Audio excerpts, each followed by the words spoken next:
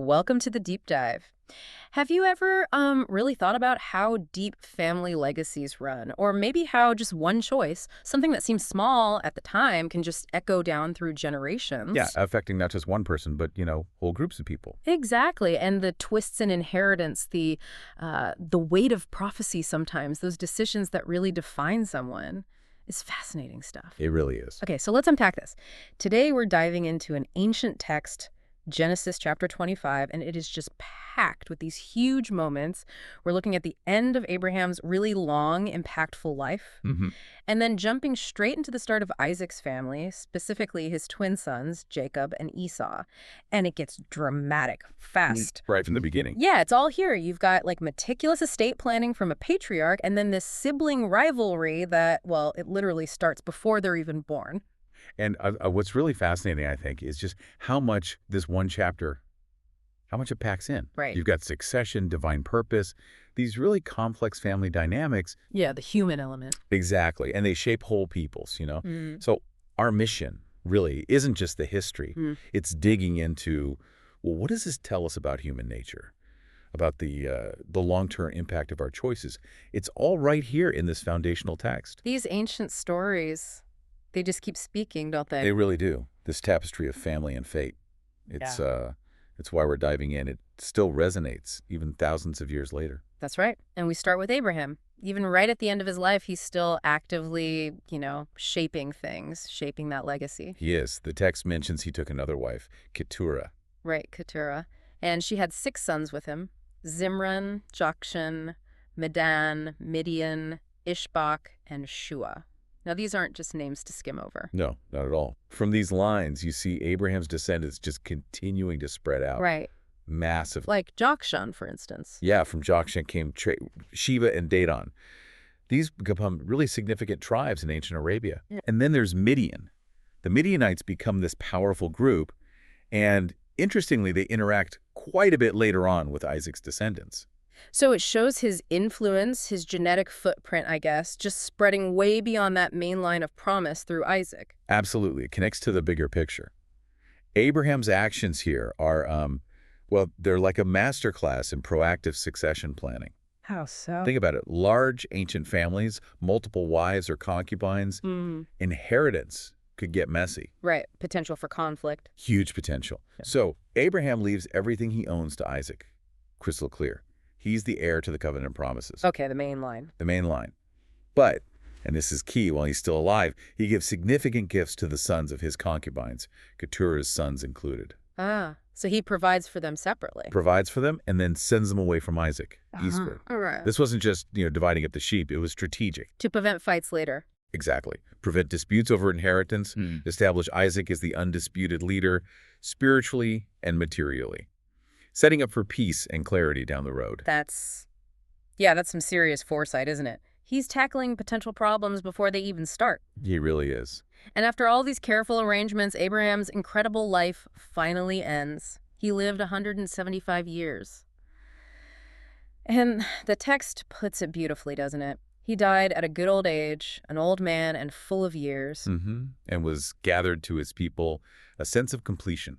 Here's something really striking. Despite, all the history, the separation, the tension between Isaac and Ishmael, His two sons. they come together to bury him. They do. They bury him in the cave of Machpelah near Mamre, that field Abraham had bought from Ephron the Hittite. Where Sarah was also buried. Yes. There's this powerful moment, often kind of glossed over. Shared grief, shared respect, despite their very different paths. Like a temporary truce, maybe, in the face of their father's death. Perhaps. It certainly highlights a deep human connection, even when you have these complex histories and, frankly, divergent destinies. And the text makes a point of saying that after Abraham died, God blessed Isaac. Yes, reaffirming that covenant line. Isaac stays near Beer Lahai Roy, maintaining that connection. So Abraham's legacy is secured, Isaac is blessed, and then the story shifts, right? It turns to the other major branch of the family. That's right, Ishmael's descendants. Remember, Ishmael was Abraham's son through Hagar, Sarah's slave. Okay. And we get another list here. Ishmael has 12 sons. 12 sons, yeah. And they become tribal rulers, chieftains, each of their own settlements, their own camps. The text names them. Nebaioth, he's the firstborn, then Kedar, Adbeel, Mibsam. Mishma, Duma, Massa, Hadad, Tema. Jetur, Nephish, and Kedema. It's quite the list. It is. And what's the significance of listing them out like this as tribal rulers? Well, it's incredibly significant. Ishmael himself lived 137 years, then he died and was gathered to his people. Just like Abraham, he leaves behind this huge family. 12 tribes, essentially. Exactly. And they settled over this vast area from Havilah to Shur, near Egypt's border, stretching up towards Ashur, which is Assyria. This isn't just a genealogy. It's more than names. Much more. It's showing the fulfillment of those earlier promises God made about Ishmael, that he too would father a great nation. Ah, right. So this shows that coming true. Precisely. It establishes the Ishmaelites as a major presence in the ancient Near East, shaping the whole geopolitical map of the region. But then there's this final detail about them, almost like an aside, but it feels heavy. Yes, there is. Right at the end of that section, it says, and they lived in hostility toward all the tribes related to them. Wow. So what are we supposed to make of that? That single line seems to set a tone for, well, for a long time. It does. It's a powerful summary, isn't it? It encapsulates centuries of, let's say, uneasy coexistence and often, outright conflict between Ishmael's descendants and their relatives, including Isaac's line. So it's acknowledging a long-standing tension. Exactly. It's reflecting how these ancient family divisions, which were even sort of foretold, often play out as real, lasting geopolitical tensions. It points to those deep human tendencies, competition for resources, identity clashes. The text isn't really passing judgment here on one side or the other. It's just stating it. It's stating an observation, a pattern that runs through the region's history. Okay.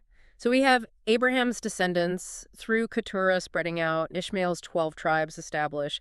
The whole area is becoming this network of related peoples. A complex network. And into that world, the focus comes back to Isaac and the start of his own family, which, as we said, gets complicated quickly. Very quickly. So Isaac, the heir, marries Rebekah. She's the daughter of Bethuel, sister of Laban the Aramean. Isaac is 40 years old at the time. Okay. But then there's a problem. Yes. Just like his mother Sarah, Rebekah is barren. She can't conceive for many years. 20 years, actually, based on the later ages. Right, a long time. So Isaac prays. He earnestly pleads with God for Rebekah, and his prayer is answered. She becomes pregnant. But this isn't just a normal pregnancy, is it? No, far from it. The text says the babies were jostling each other inside her. It was so intense, so distressing. That she went to inquire of the Lord. Exactly. Mm-hmm. Which tells you this wasn't just, typical discomfort. This felt significant, maybe even ominous.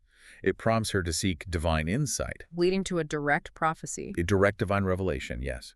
And it's astonishing. God tells her, 2 nations are in your womb. 2 nations, not just 2 babies. Correct. And 2 peoples from within you will be separated. 1 people will be stronger than the other, and the older will serve the younger. Whoa, okay, so that's huge. It's not just about twins. It's about nations, conflict, separation, and a total reversal of how things usually worked. A complete upending of the birth order norm, where the firstborn got the preeminence. The older serving the younger. God's plan is already setting a completely different path for these 2, even before they're born. Absolutely. It's predetermined in a way. And the birth itself sounds pretty dramatic, reflecting that struggle. It does. When the time comes, the first one out is red and covered in hair, like a hairy garment. So they name him Esau, which means hairy. Aptly named. Then immediately after, his brother emerges, and his hand is grasping Esau's heel. Grabbing his heel. Yes, so they name him Jacob, which means he grasps the heel, but it also carries the connotation of supplanter, or one who follows closely. Wow. Talk about symbolism right from birth. And Isaac was 60 when this happened. 60 years old, which emphasizes, again, that long wait, the 20 years of barrenness, and maybe the miraculous feel of this birth. So you've got these 2 brothers marked by prophecy, literally fighting their way out. And as they grow up, do their personalities match this dramatic start? Oh, completely. They diverge sharply. The text draws a very clear contrast. Esau becomes a skillful hunter, a man of the open country, outdoorsy, rugged, impulsive maybe. And Jacob? Jacob was content to stay at home among the tents. More of a homebody, perhaps more thoughtful, quieter, prefers the domestic sphere. Okay, different temperaments. But then there's another layer of complication. Parental favoritism. Yes, and it's stated very plainly. Isaac loved Esau. Why? Because Isaac had a taste for wild game. He liked what Esau brought home. Uh-huh. Simple as that, maybe? Seems like it. But Rebekah loved Jacob. The text doesn't give an explicit reason for her preference. But maybe she remembered the prophecy. The older shall serve the younger. That's a very strong possibility. She might have seen Jacob as the one chosen by God, aligning herself with that destiny. Whatever the reason, this clear favoritism, you just know that's going to cause trouble. Absolutely. It sets the stage for deep family conflict.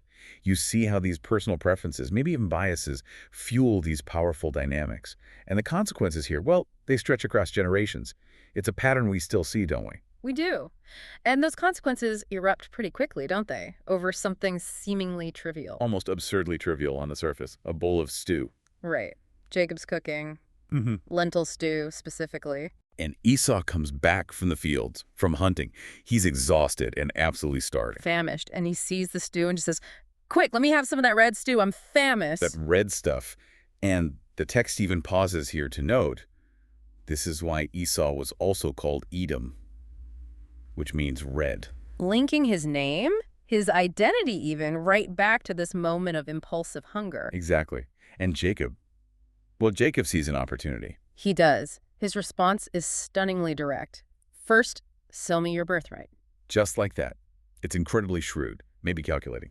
Opportunistic, definitely. Yeah. He understands the long-term value of something Esau is about to dismiss. Now, let's be clear about the birthright back then. This wasn't just like getting a bigger slice of the inheritance. No, it was much more than that. Yeah. It often carried the spiritual leadership of the family, the headship. Usually a double portion of the material inheritance, yes, Yeah. but also the lineage, the blessing, the connection to the future promises. Especially in this family, tied to the covenant with Abraham. Exactly. It was a profoundly significant position, Yeah. hugely valuable. And Esau's reaction, faced with Jacob's demand. It's just breathtakingly short-sighted. He says, look, I am about to die. What good is the birthright to me? He completely devalues it. His entire future inheritance, spiritual material leadership, traded for immediate relief from hunger. The contrast is stark. Immediate physical need versus long-term, intangible, but invaluable inheritance. And Jacob doesn't let it go at that. No, he presses his advantage. Swear to me first. He wants it locked down. An oath. And Esau does it. He swears the oath, selling his birthright. Seals the deal right there. Then Jacob gives him the bread and the lentil stew. Esau eats, drinks, gets up, and just leaves. Yeah, seemingly unconcerned. As if he just had lunch, not traded away his future. And the final line of that story, it's like a judgment. It really is. Yeah. So Esau despised his birthright. That word despised is incredibly strong. It's not just that he sold it, it's that he held it in contempt. He didn't value it. It condemns his lack of foresight, his impulsiveness, trading something priceless for a moment's satisfaction. It highlights this fundamental character flaw, the inability to weigh long-term consequences against immediate desires. So, I mean, what does this whole incident tell us about how we value things, the immediate versus the lasting? It feels like a story that echoes way beyond Genesis 25. Oh, absolutely. It's a timeless human dilemma, isn't it? What a deep dive that was. Genesis 25, we really covered some ground. We did, from Abraham's careful planning for his legacy. Right, ensuring Isaac was the clear heir, making peace even in his death by bringing Isaac and Ishmael together. Then exploring Ishmael's line, those 12 tribal rulers, fulfilling that promise of him becoming a great nation, but with that lingering note of tension. Yeah, that prophecy of living in hostility. And then diving into Isaac and Rebekah's story, the long wait, the prayer, that incredible prophecy about the twins. 2 nations in her womb, and the older serving the younger, destiny being shaped before birth. And finally, that foundational moment, Esau selling his birthright for stew. Yeah, a character-defining choice that just changed everything for him and for Jacob and for their descendants. And you know, these ancient stories, they feel so raw sometimes. Yeah. The family stuff, the ambition, the consequences. It still hits home, doesn't it? It really does. They offer these enduring lessons, I think, about how much our choices matter, the long shadow prophecy can cast, and how these personal decisions sometimes made impulsively. Or sometimes very deliberately, like Jacob. True. How they can shape not just our lives, but entire destinies, the Yeah. future of whole peoples. The personal story becomes the historical narrative, It makes you think. This deep dive, it kind of leaves us with a pretty pointed question, I think. which is, How often in our own lives do we maybe prioritize the immediate thing? the quick satisfaction over those long-term birthrights, whatever they might be for us, opportunities maybe, or relationships, values, things that really define our future, the legacy we're building. Trading the priceless for the temporary? Exactly. What seemingly small, impulsive choices might we be making today that could echo through our lives and maybe even beyond, shaping a story we don't even realize we're writing right now? That's, something to chew on.